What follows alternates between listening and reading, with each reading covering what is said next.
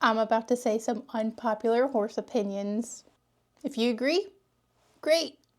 If you disagree, also great. But if you're already typing a comment, take a breath, because this is not about you specifically. These are opinions I've formed after years of being around horses, barns, and horse people. Some are mild, some are a little spicy, and some of you're gonna hate at least one of them. Let's begin. Unpopular horse opinion number 1. Not everybody who loves horses should own one. There, I've said it. Some people would be better off just observing horses from afar, or leasing, or taking riding lessons, which, not to be confused with owning horses, meaning you stop taking horseback riding lessons. That's not what I'm saying. But there are certain people who, for whatever reason, if it's financial constraints, time constraints, commitment issues, horses, as their medical care is getting better, they're living a lot longer. Horses can live to be over 30 years. And there's some people out there that would be better left in that loving horses from afar category, or volunteering at your local barn or local horse rescue, rather than buying a horse. And that's not hate. That's not an insult. It's reality. Number 2, riding horses is definitely not, and nowhere near, the most important part of horse ownership. Horse care, horse training, horse welfare, that all comes way above horse riding. If riding horses is the only reason you're there, that's very telling. There's lots of other hobbies you can pick up, like riding a four-wheeler, boating, biking, whatever. But with horses, you are forming a partnership. You're caring for a living, breathing animal, even if you don't own it. While that horse is in your possession, while you're riding it or leasing it, that horse is ultimately your responsibility.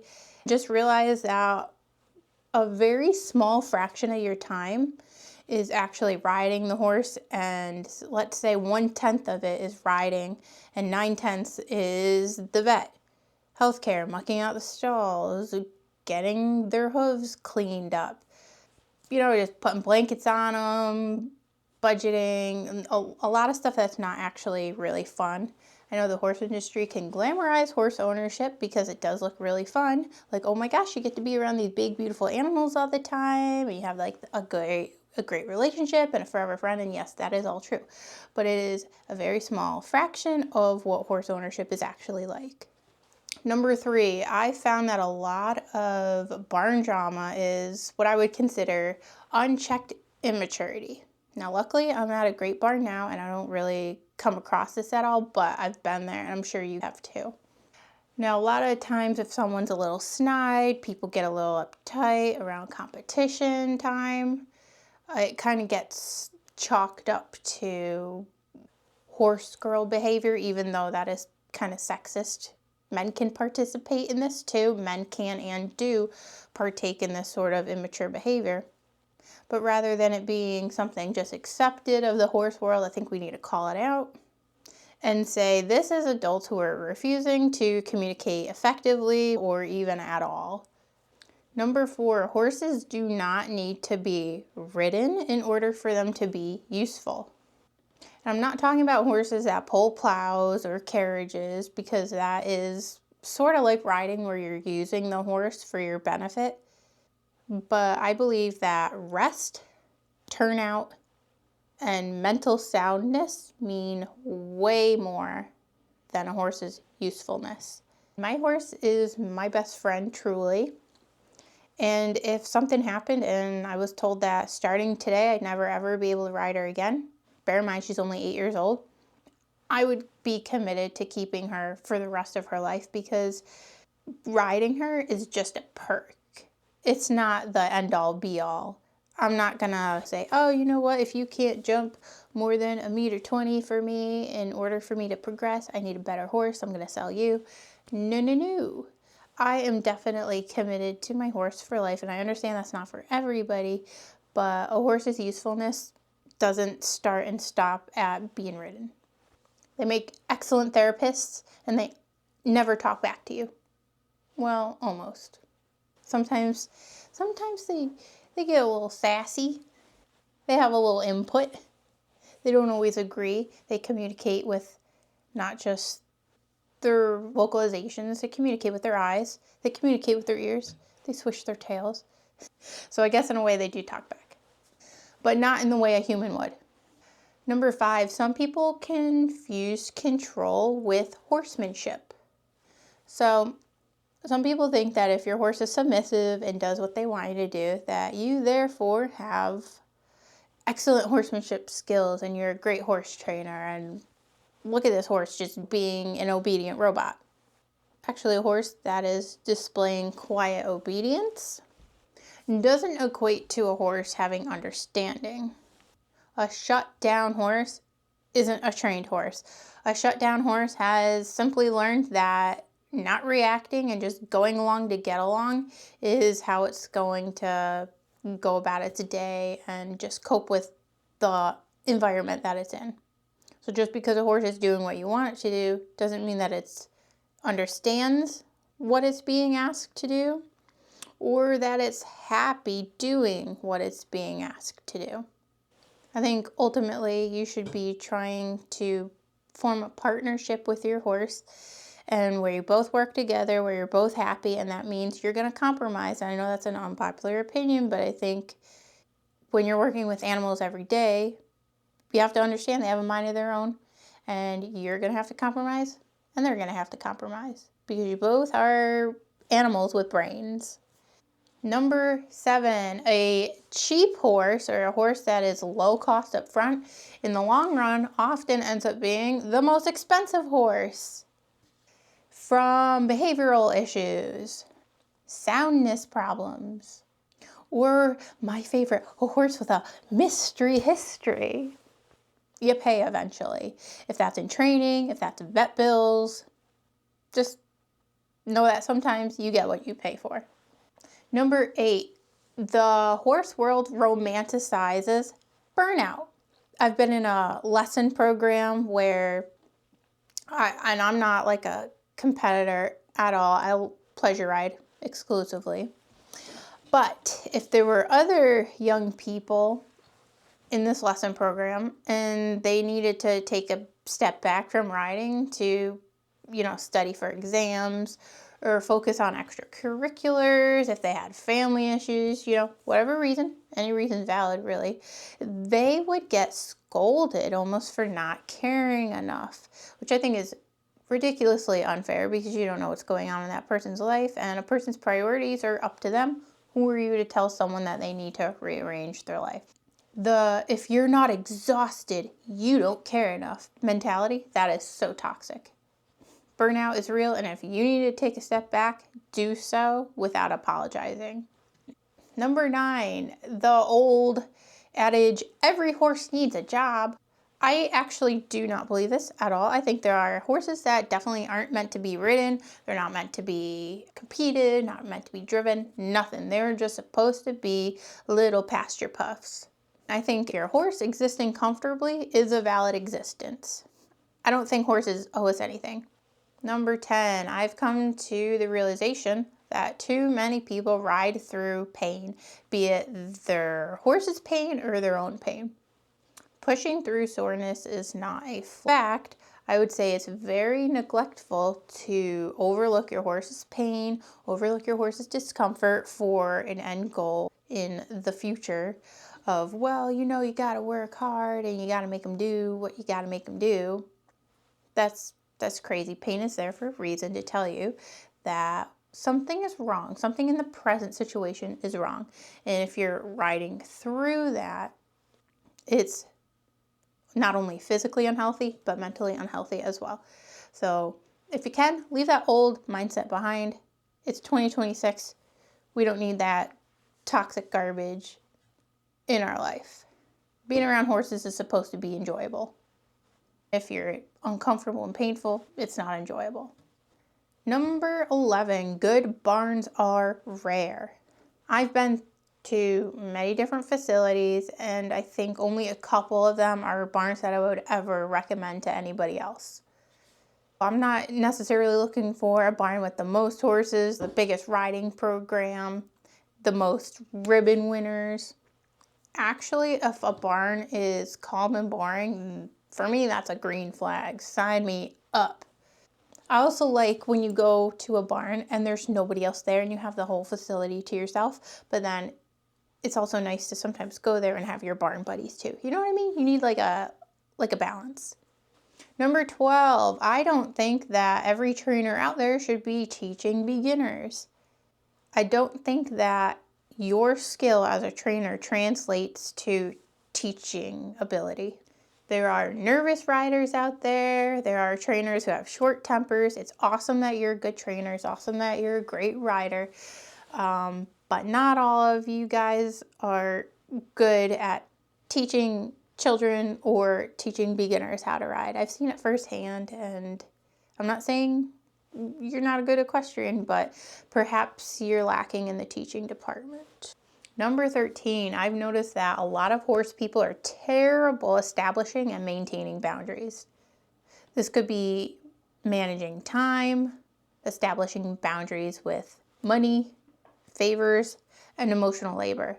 If you have 2 horses of your own plus a part-time job and you're in school, you don't have to say yes to substituting a riding lesson.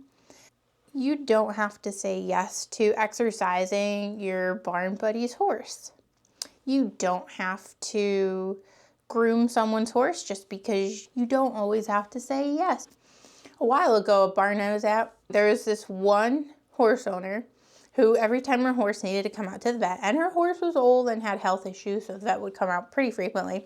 But every time she needed the vet to come out, she would kind of ask all the other horse owners if their horses needed anything so that she could split the farm call fee with them, which makes sense when there's people who also need the vet to come out. But it's like, oh my God, the vet was just out here like 2 weeks ago. I don't actually need anything. But she would kind of guilt you into it. Not that she was a bad person, but it was just kind of uncomfortable to be like, oh no, I actually don't need the vet. You'd see her ask other people and they'd be like, no, I'm fine, thank you. And I would just like see the sadness in her face, and then she'd get to me and I'd be like, oh my God, it's all hinging on me. So there have been a couple times where I like caved and I was like, yeah, maybe I can like have them do some blood work on my horse. I did eventually establish a boundary, like, no, I do not need the vet to come out and look at my horse. And also it's annoying for veterinary professionals to have an animal on their schedule when they don't need to be looking at the horse, and there's plenty of other horses out there that do need attention. So establish your boundaries. Say no. Number 14, I think a well-mannered horse is way more impressive than a flashy one. If your horse is as glossy and shiny as a newly minted penny, that's nice. But if your horse stands still for the farrier and doesn't mug you for treats constantly, that is like, I will go to bat for a horse like that. That is very, very impressive. That's not just brushing and grooming your horse. That is like actually teaching it useful skills that it's going to need every day for the rest of its life. Honestly, your horse, if it looks pretty, that's a perk, but it is not a necessity. Number 15, not every problem your horse has requires a harsher bit. If your horse is acting up, I know there's a lot of people out there that might be like, well, maybe I need a harsher bit. Maybe you do, but maybe you don't. And you probably don't actually. If your horse is in pain, they're confused, they're stressed out, all those things can be addressed before graduating to harsher equipment. And sometimes the equipment you have is too harsh, and the solution is maybe go to a snaffle bit, or maybe you go bitless, or maybe you take off the side reins. I don't know. But the solution is not always different equipment. Sometimes it's a health issue, training issue. Number 16, when people say, oh, well, that's how it's always been, and that's supposed to be like an explanation for something, I don't like that at all. Because tradition without explanation is just a habit, and not all traditions are good. So if you want to try something new and different, keep in mind the horse industry always has ongoing studies. There's new training methods. There's behavioralists coming in saying, hey, we used to think XYZ about horses, but now we're thinking ABC might actually be the way to go. So be open-minded and don't just do things for tradition's sake. Number 17, some people mistake a barn that is chaotic to mean a barn that is professional or high-end. Like if there's a lot of people at the barn running around, you're like, oh, this is a barn that's hopping. There's a lot going on. That doesn't necessarily mean that they've got good trainers, that they're taking good care of their horses. It could be the case, but I wouldn't just look at all the chaos, all the goings-ons and be like, ah, yes, this is barn for me. Stress does not equal success, people. Do research before you come to conclusions about any kind of barn you're potentially going to be boarding at or any kind of trainer you're working with. Number 18, I think social media has definitely warped expectations of horse ownership. When you see a horse in a beautiful, nice, clean stall and they're happy and healthy, that took a lot of work to accomplish. That stall is not being filmed when it's filthy. The horse is not being filmed when they're injured. The horse is not being filmed when they're being messy and a slob on screen. For the most part, what we're showing is the end product after hours and hours and lots of money has been put in. It takes time to wake up early to take care of your horse's stall, to clean them. You have to work to make sure they're getting adequate vet care, adequate feed. And social media is just kind of showing the happy side of it. Where you're riding, everything's going great. You've got your unstained breeches, your nice shiny boots. But actually, owning a horse is very unglamorous and most of the time, it's not particularly fun. Number 19, taking a break and taking a step back from riding doesn't mean you failed your horse and it doesn't mean you're failing yourself. A lot of horse people have to take a step back from horses every once in a while because it gets too much. Maybe the pressure, maybe the finances, and there's nothing wrong with that. If there's someone who is normally at the barn every weekend or like multiple days a week, and then all of a sudden they're not there, I wouldn't immediately jump to, oh, well, they obviously don't care about the horse as much or their priorities have changed, which they may have, but sometimes taking a step back is actually healthy because a burnt out rider and a burnt out horse owner helps no one. Number 20, home stretch, this is it. Loving horses doesn't make someone good with horses. I've seen many people hop on a horse for literally like the first or second time. And you might give them like a few tips on how to put their heel down or how to hold the reins. And they're like, oh, I love horse. I've loved horses since I was a baby. Like, that's great. That's awesome. But there's more to it than just loving horses. You have to learn how to interact around them. Remember, horses are animals of prey. They're at the very bottom of the food chain. So you can't just go up to a horse and pat it like it was a dog. It's going to react quite differently than if you did that to a dog. So yes, loving horses is definitely a start, but it's not all of it. It takes time and dedication to have what it takes to be around horses consistently. You do not have to agree with all of these. Honestly, I'd be surprised if you did. I feel like the horse world is very divisive. We're not on this side or that side. We're kind of all in between, which is good.